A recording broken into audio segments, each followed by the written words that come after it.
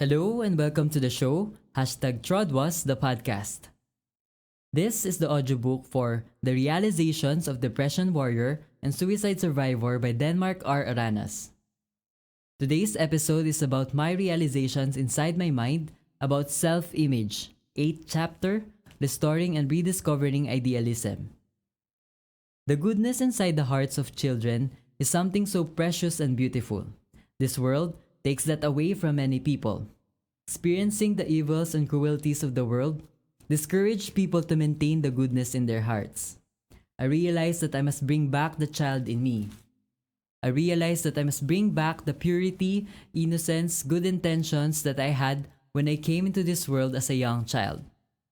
I must prioritize remembering the childhood values I once hold dearly. These are the values that are simple and easily taken granted for, but these are the values that are missing these days. I must be guided by the child version of me before all the mess that this world brought upon me and forced me to transform into someone I don't really know. A childhood idealism that I valued back then was the belief that I can be great someday and somehow change the world. Back then, I strongly believed in the goodness of the world and its people. Also, I never did allow anyone around me to get hurt because of me. And I used to always fight for what I believe was right. I used to have a lot of dreams in my mind and in my heart. I treasured my very own idea of true love and friendship when I was young. A lot of bad things happened as I grew older. The child that once knew himself so much lost himself in this world. My smiles lost its sincerity, and I was forced to always wear it to mask the struggles inside my mind. My bold dreams turned into worries and self-doubts. My idealism made me experience a lot of disappointments to the point of depression. From my unrealistic expectation of the goodness of the world, I grew frustrated and disappointed with so many people, especially my very own self. I realized that the greatest mistake I made on myself is allowing this world to change me and take away my idealism.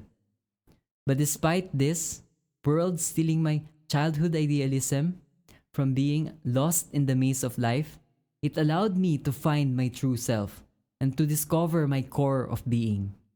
Also, it turned out that I really needed to hate myself first before I truly loved myself. I realize now that I must prioritize restoring and rediscovering my idealistic perception of the world. This time around, in my second life, I will protect the idealism I hold dear in my heart. I realize that the best way for me to restore my idealism is to get inspired once again. Art is the best avenue for an individual to rekindle one's humanity and fall back in love to the beauty of the world and its people. First form of art that I took refuge was the visual arts. There are various great artists in photography, video, and filmmaking that provides inspirational works.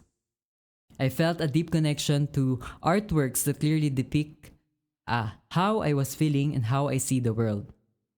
I was able to reflect on so many things from these visual arts, something that I really craved for so long. The attempts in understanding life itself